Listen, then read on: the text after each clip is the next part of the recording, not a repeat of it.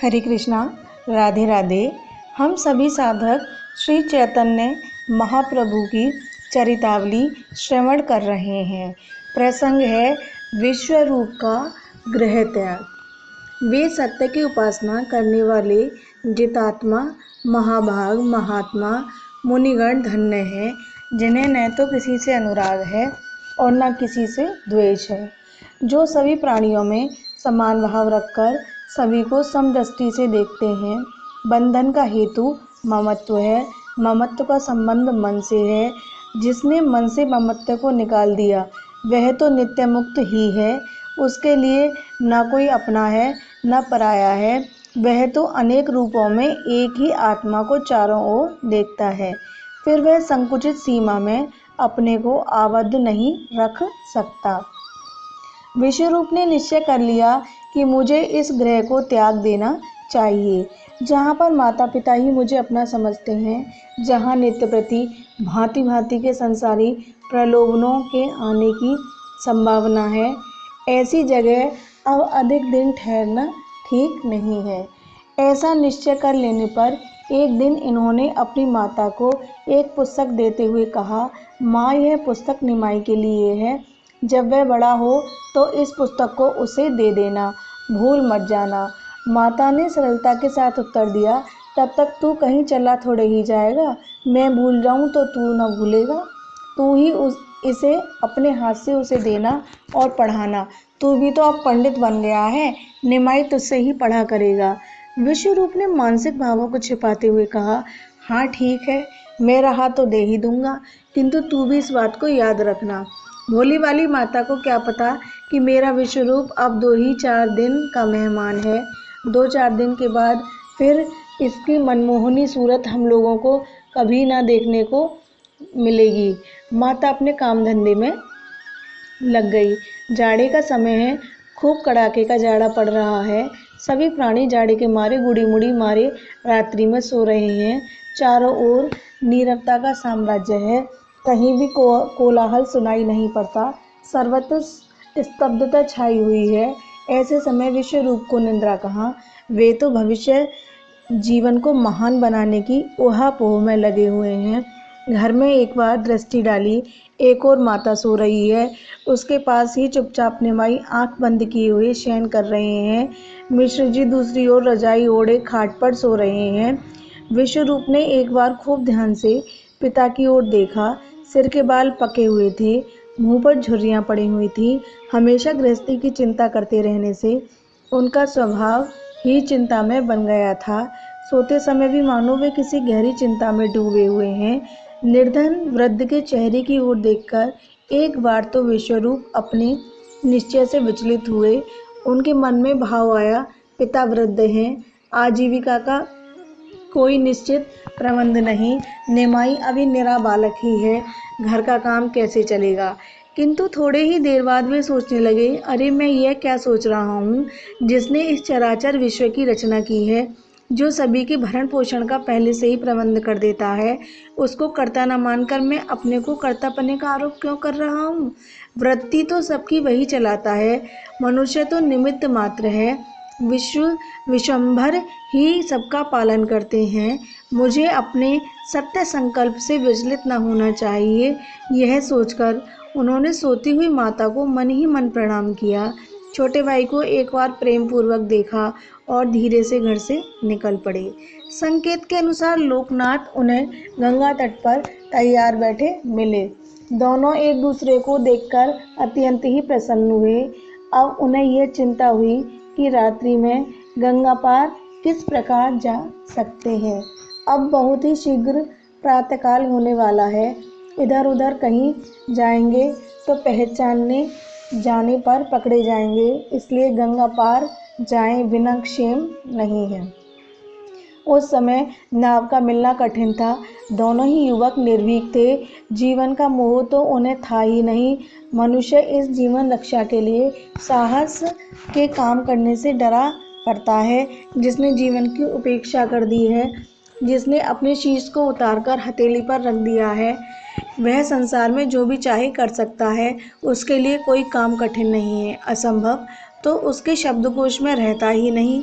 ये दोनों युवक भी भगवान का नाम लेकर पतित पावनी कलिमल हारिणी भगवती भागीरथी की गोद में बिना शंका के कूद पड़े। मानो आज वे जलती हुई भव दावाग्नि से निकलकर जगत जननी माँ जाह्नवी की सुशीतल क्रोड़ में शाश्वत शांति के निमित्त सदा के लिए प्रवेश करते हैं। गंगा जी के किनारे रहने वाले छोटे छोटे बच्चे भी खूब तैरना जानते हैं। फिर ये तो युवक थे और तैरने में प्रवीण थे। सामान इन लोगों के पास कुछ था ही नहीं, इसलिए ये निर्विघ्न गंगा पार हो गए। जाड़े का समय था, शरीर के सभी वस्त्र भीग गए थे, किंतु इन्हें इस बात का ध्यान ही नहीं था। शीतोष्ण आदि द्वंद्व से तो तभी तक बाधा पहुंचा सकते हैं जब तक कि शरीर में ममत्व होता है। शरीर से ममत्व कम हो जाने पर मनुष्य द्वंद्वों की वेदना से ऊंचा उठ जाता है, तभी वह निर्द्वंद्व हो सकता है।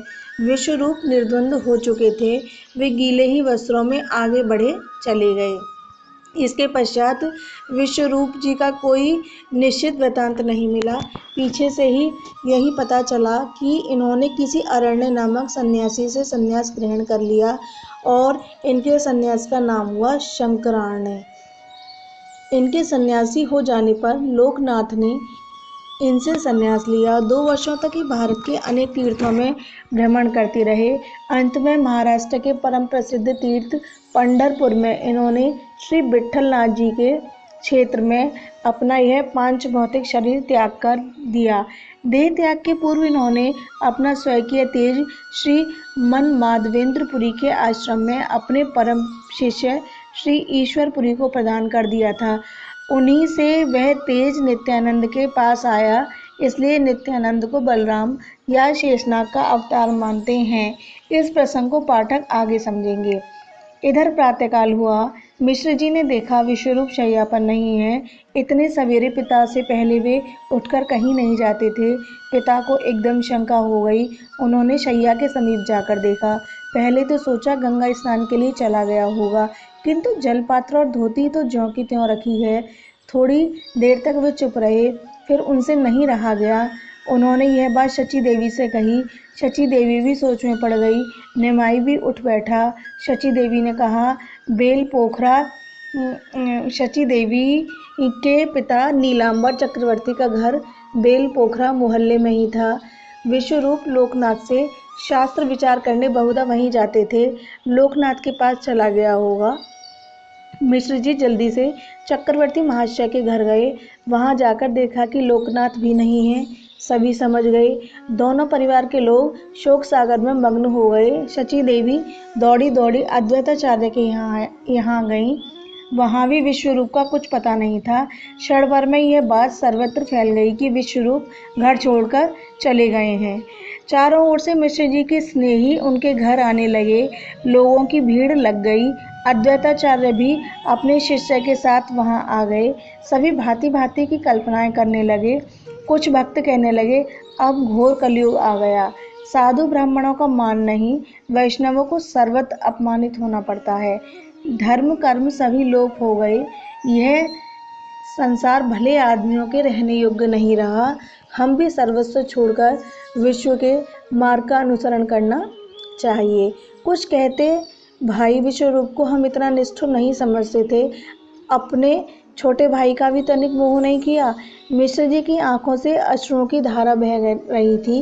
वे मुख से कुछ भी नहीं कहते थे। नीची दृष्टि किए वे बराबर भूमि की ओर ताक रहे थे, मानो उन्हें संदेह हो गया हो कि इस भूमि ने ही मेरे प्राण प्यारे पुत्र को अपने में छिपा लिया है। उनके धसे हुए कपोल और सुकड़ी हुई खाल के ऊपर से अश्रु बिंदु बह बहकर पृथ्वी में गिरते जाते थे और वे उसी समय पृथ्वी में विलीन होते जाते थे।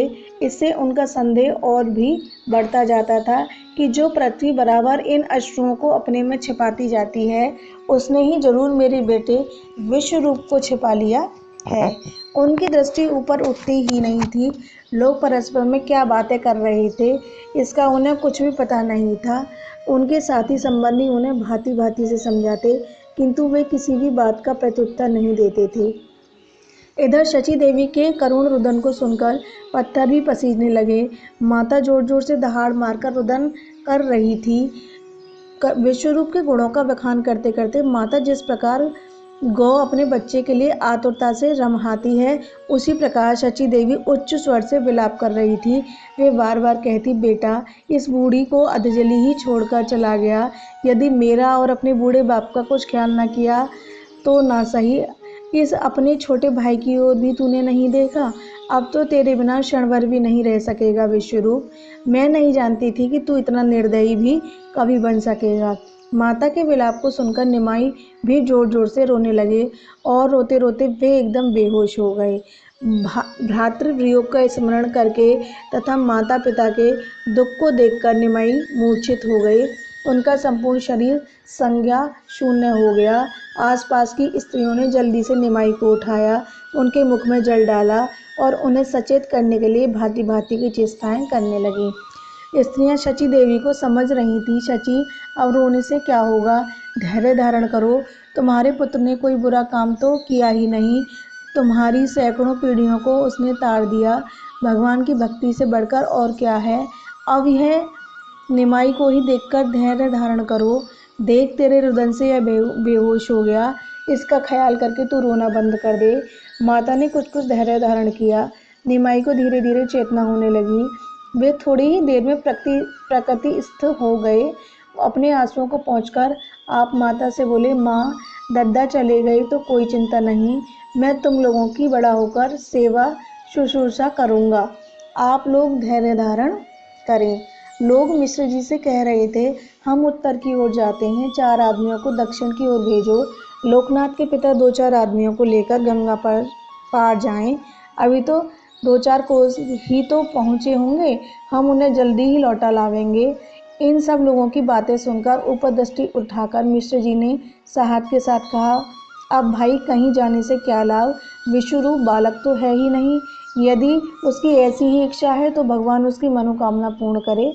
यदि उसे संन्यास में ही सुख है तो वह सन्यासी ही बनकर आप सब लोग भगवान से यही प्रार्थना करें कि वह सन्यासी होकर अपने धर्म को यथारीति पालन करता रहे और फिर लौटकर घर में ना आवे। पिता के ऐसे साहसपूर्ण वचनों को सुनकर सभी को बड़ा आनंद हुआ। सभी इसी संबंध की बातें करते हुए सुखपूर्वक घर लौट आए।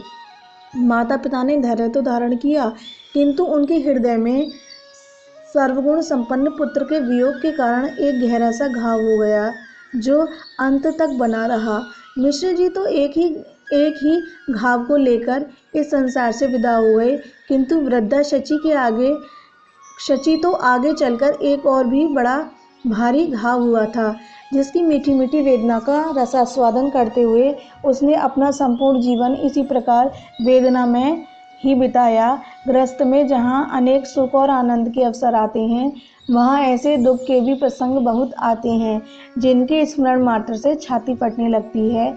जगत जननी सीता जी जब अपने प्राणनाथ श्री रामचंद्र जी के वियोग से अत्यंत ही व्यथित हो उठी और उनकी वेदना असहाय हो गई, तब उन्होंने रोते रोते बड़ी ही मार्मिक वाणी में हनुमान जी से ये वचन कहे थे, वे जीतात्मा सत्यवादी महात्मा धन्य हैं, जिन्हें प्रिय की प्राप्ति में न तो सुख होता है और न अप्रिय की प्राप्ति में अधिक दुख व्यथा हो सकती है, जिनकी वृत्ति सुख दुख में समान रहती है। ऐसे महात्माओं के चरणों में बार बार प्रणाम है। जय जय श्री राधे।